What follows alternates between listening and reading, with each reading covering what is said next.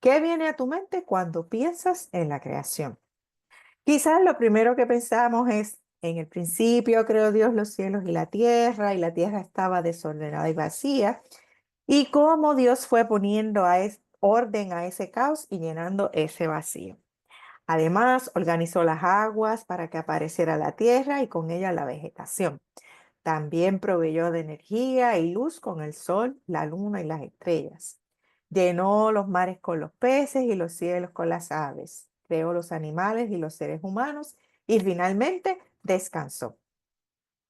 ¿Notaste que no estás solo en el orden de lo creado? Tampoco se te entregó todo para poseerlo, sino para gobernarlo, custodiarlo y cuidarlo.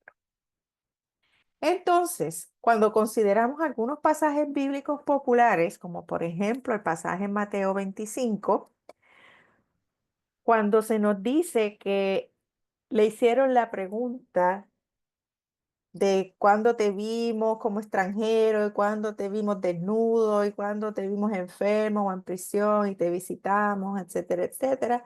El Señor contestó, cuando hicieron alguna de estas cosas al más insignificante de estos mis hermanos, me lo hicieron a mí. Les pregunto, ¿en qué momento o con qué frecuencia hemos pensado en uno de estos insignificantes hermanos como el resto de los seres en la creación? Probablemente en ninguno.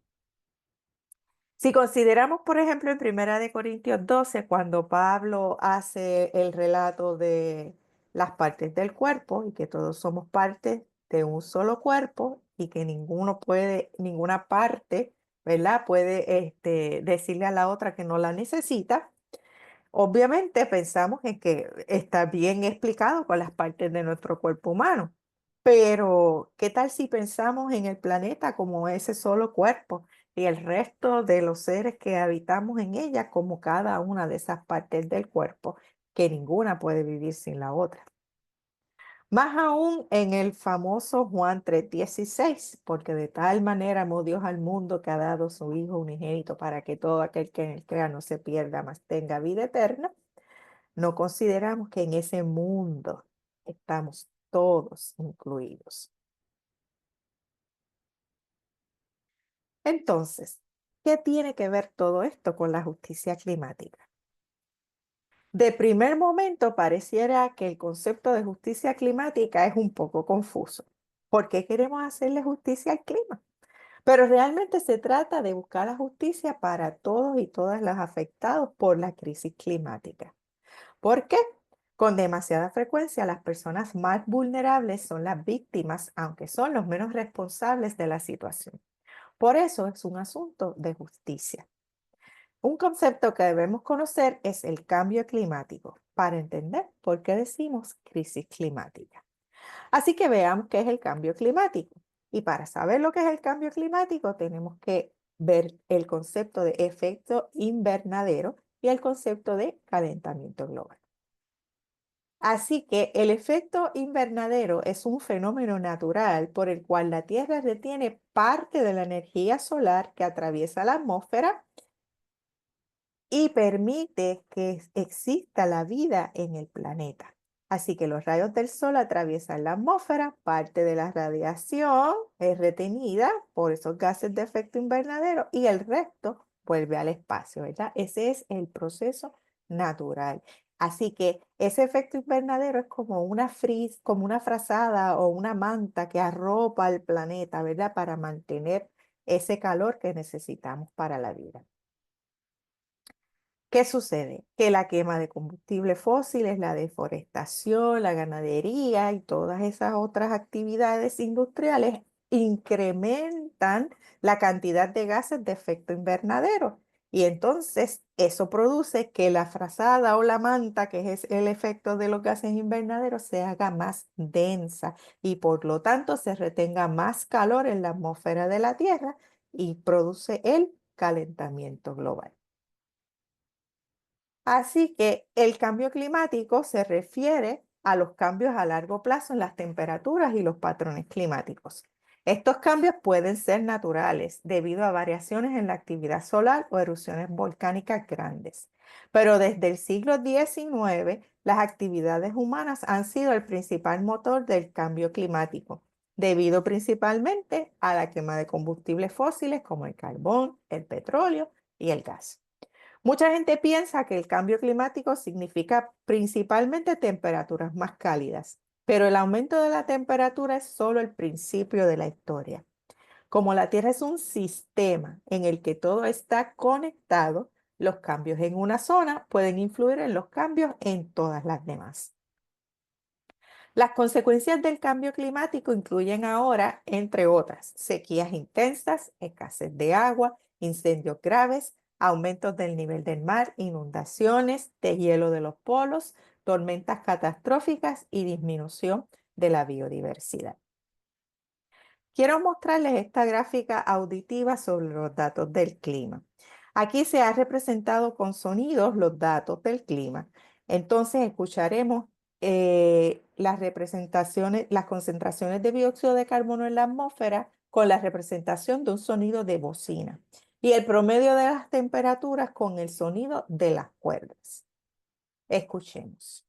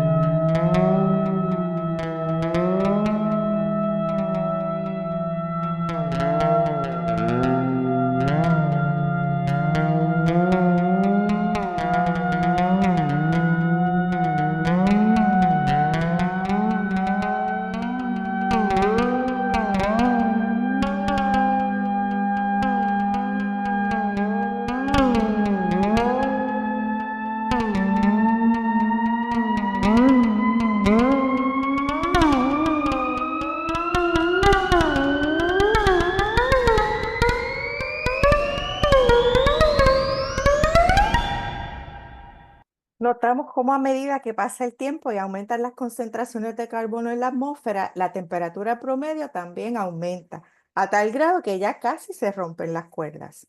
Esto es una muestra clara de cómo se sobrepasa un límite. Si nos dimos cuenta, los datos indican que la intensidad de las temperaturas se ha disparado desde los años 50 en adelante.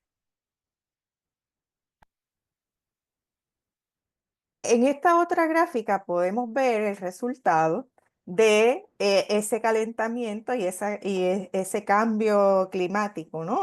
Produciendo desastres billonarios. Y aquí tenemos, por ejemplo, los desastres billonarios que ocurrieron en los Estados Unidos en el año 2023. Podemos notar que hubo sequías, inundaciones, huracanes, tornados, incendios, nevadas, etcétera, etcétera. Y pues el costo, ya lo dice el título, ¿verdad? Fueron pérdidas billonarias. Pero lo peor de todo es que esta es la verdadera cara de esos desastres climáticos. Estas son fotos reales de desastres reales. Específicamente son escenas de la isla de Puerto Rico tomadas luego del embate del huracán María en el año 2017. Un huracán categoría 4 cuando pasó por la isla.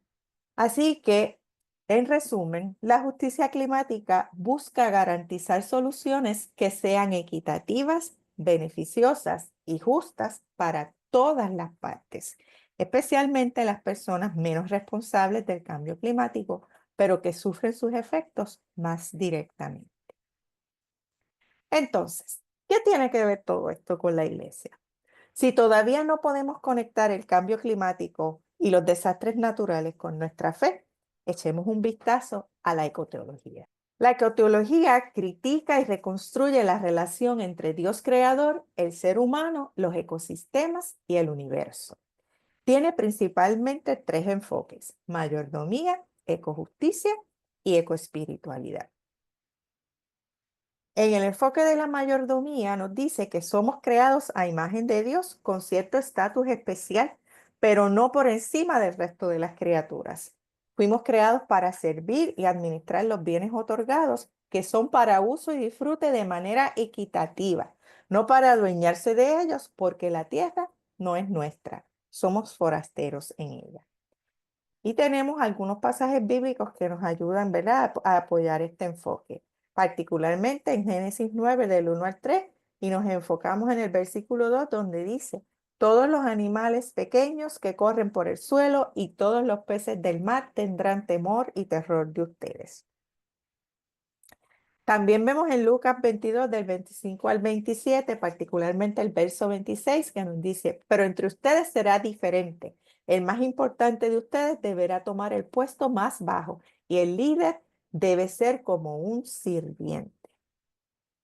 Así que vemos que están todas las criaturas, ¿verdad?, con alguna autoridad, pero debemos que ser como el que sirve.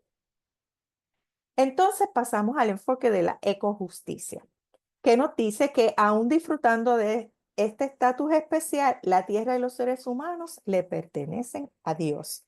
La capacidad de dominio sobre la tierra no nos separa de ella. Nuestras acciones tienen consecuencias sobre la tierra como parte de un todo creado independientemente e interrelacionado. Cuando miramos las promesas de salvación en las Escrituras, las criaturas no humanas también aparecen en el imaginario religioso del nuevo cielo y la nueva tierra. Nuestra salvación y nuestra vida va de mano a mano con la tierra desde el principio.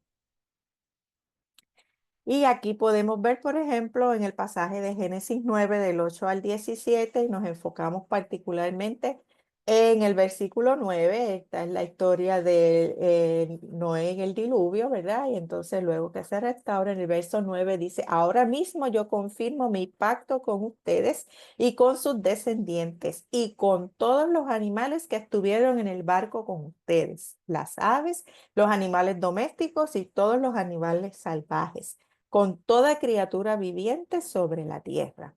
Y más adelante el verso 12 nos dice: les doy una señal de mi pacto con ustedes y con todas las criaturas vivientes para todas las generaciones futuras. Más aún, en Marcos 16:15 nos dice: y les dijo, vayan por todo el mundo y prediquen el evangelio a toda criatura. Miremos entonces qué nos dice el enfoque de la ecoespiritualidad.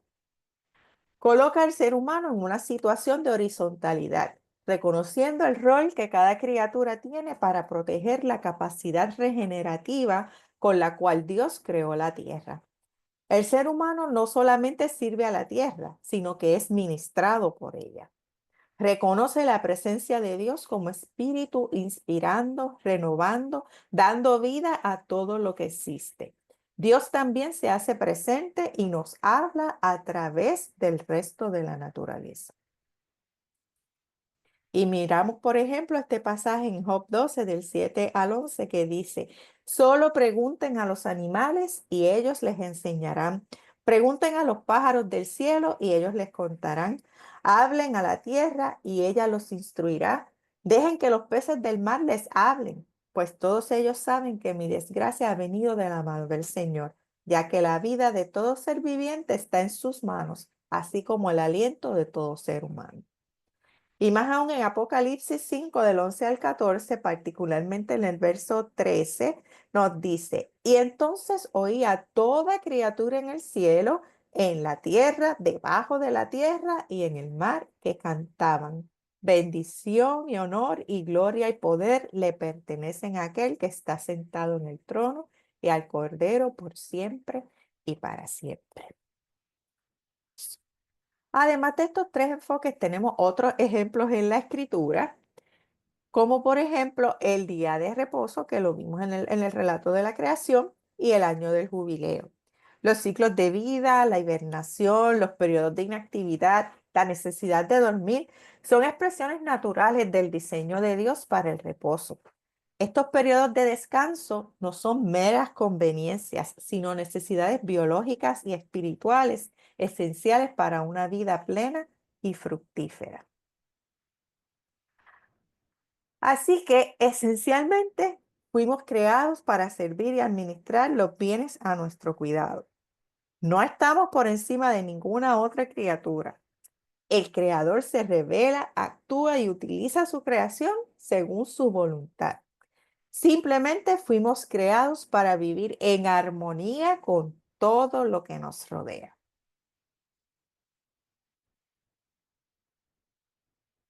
Entonces, ¿cómo traducimos todo esto a la diaconía? Pensemos por un momento. ¿Qué hemos hecho nosotros con todo lo que el Creador puso a nuestro cuidado? Bueno, si miramos los efectos del cambio climático, podemos concluir que no estamos haciendo muy buen trabajo. Así que, ¿qué nos toca?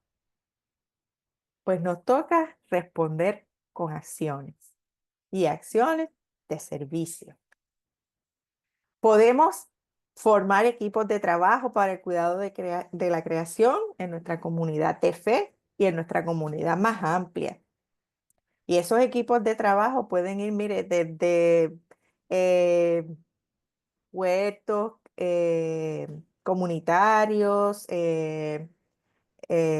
alacenas de alimentos, se extiende en áreas hasta de la misma adoración, como por ejemplo cuando hacemos los compartir en nuestras congregaciones, disminuyendo el uso de plásticos de un solo uso, em, las copas, por ejemplo, de la comunión y todo ese tipo de cosas nos pueden ayudar, ¿verdad?, a poner nuestro granito de arena.